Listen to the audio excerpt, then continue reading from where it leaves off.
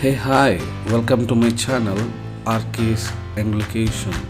In this video, we are going to discuss some of figures of speeches. Let's get started. What are the figures of speeches? A figure of speech is a deviation from the ordinary use of words in order to increase their effectiveness. Basically, it is a figurative language that may consist of a single word or a phrase. It may be a simile, a metaphor or personification to convey the meaning other than the literal meaning.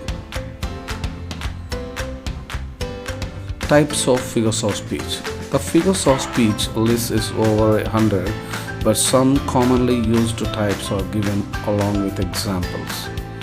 We will cover such figures of speeches as simile, metaphor, personification, metonymy, and about 20 others.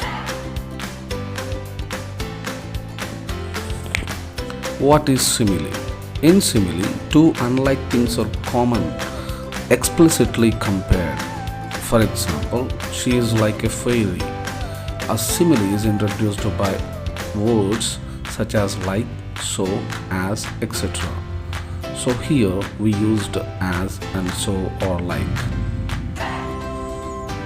Now, what is metaphor?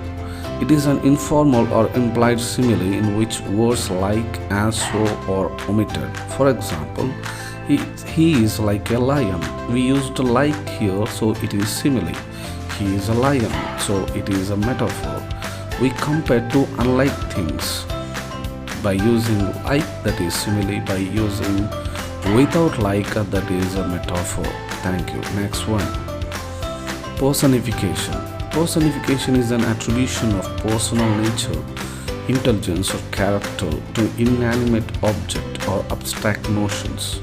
For example, in some phrases we use the furious storm, the thirsty ground, and the pitiless cold. Some other examples are little sorrows sit and weep, the dish ran over with a spoon. Metonymy. Metonymy is meant for a change of name. It is a substitute of the thing, names for the thing meant. Following examples will clarify the concepts. The pen is mightier than the sword, from the cradle to the grave, from childhood to death. I have never read Milton, the works of Milton. These are all the examples of metonymy. Next. Hyperbole. Hyperbole is a statement made emphatic by overstatement. For example, virtues as the sands of the shore.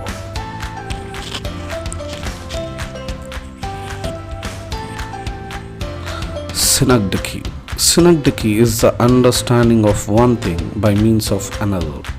Here, a part is used to designate the whole or the whole of designate a part. For example, I have the viceroy, love the man, and all hands at work. All hands means crew. That calls synecdoche. What's next? Transferred epithets. In transferred epithets, the qualifying object is transferred from a person to a thing, as in phrases. For example, sleepless night, sunburn myth, and melodious playing. These are all the examples of transferred epithets. Next. Euphemism. By using the euphemism, we speak in agreeable and favorable terms of some person, object, or event, which is ordinarily considered unpleasant and disagreeable. For example, he is telling us a fairy tale, alive. He has fallen asleep. He is dead. So we can use opposite words. Irony or sarcasm. In this mode of speech, the real meaning of the words used are different from the intended meaning. For example, the child of cobbler has no shoe. So it's a way of speaking in a sarcastic way. So we call it as irony or sarcasm. Next. Pun or pun. This consists of a play on the various meanings of a word. Its effect is often ludicrous. For example, is life worth living? It depends upon the liver. Obviously, the Constitution is against prostitution and Congress is against progress. Epigram. It is brief pointer saying it couples words which apparently contradict each other. The language of the epigram is remarkable for its brevity. Examples are under: the child is the father of the man. Fools rush in where angels fear to tread. The art lies in concealing art, conspicuous by its absence. Antithesis. In antithesis, a striking opposition or contrast of words is made in the same sentence in order to secure emphasis. For example, to err is human, to forgive divine. Give every mind thy ear, but few thy voice. Next, oxymoron. It is a figure of speech which combines two seemingly contradictory or incongruous words for sharp emphasis or effect. For example, darkness visible, make haste slowly, loving hate. Two opposite words when we use side by side. Lithos. It is the opposite of hyperbole. Here, an affirmative is conveyed by negation of the opposite. For example, he is no dullard. I am not a little. He is not a bad sort. These are all the opposite of hyperbola or hyperbole. Next, interrogation. This is a rhetorical mode of affirming or denying something more strongly than could be done in ordinary language. Examples: who is here so base that would be a bad man? Who is here so rude that would not be Roman? Who is here so vile that will not love his country? These are all the examples of interrogation. Exclamation. It is used for strong expression of feelings. Examples: oh, lift me a wave, a leaf, a cloud, a fall upon the thorns of life. I bleed.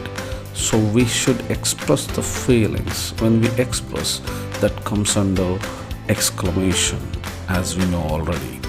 Next, climax. The name suggests the ending. It is an arrangement of a series of ideas in the order of increasing importance. For example, what a piece of work, man! How noble is reason, how infinite is faculties in action, how like an angel. Next, anticlimax or bathos. This is the opposite of to climax and signifies a ludicrous descent from the higher to the lower. A man so various than he seemed to be, no one but all mankind's epitome, who in the course of one revolving moon was lawyer, statesman, fiddler, and buffoon. Next, alliteration. The repetition of the same letter or syllable at the beginning of two or more words is called alliteration. For example, by apt alliterations, artful are, glittering through the gloomy G. The furrow follows F. So in these three examples we have seen A, G, F are repeated. Circumlocution. This consists of expressing some fact or idea in a roundabout way instead of stating it at once. For example, the viewless couriers of the air, the wind. That statement of his way purely an effect of imagination, a fiction. These are the examples of circumlocution. Tautology and pleonasm. Tautology is meant for repeating the same fact or idea in different words. For example, it is the privilege and the birthright of every man to express his ideas without any fear. So we used different words but we repeated the same idea. Onomatopoeia. The formation of a word whose sound is made to suggest or echo the sense, as in cuckoo, bang, growl, hiss. The moan of doves, immemorial elms, and murmur of innumerable bees rend with the tremendous sounds, and so on. Thank you so much for watching this video. Bye bye.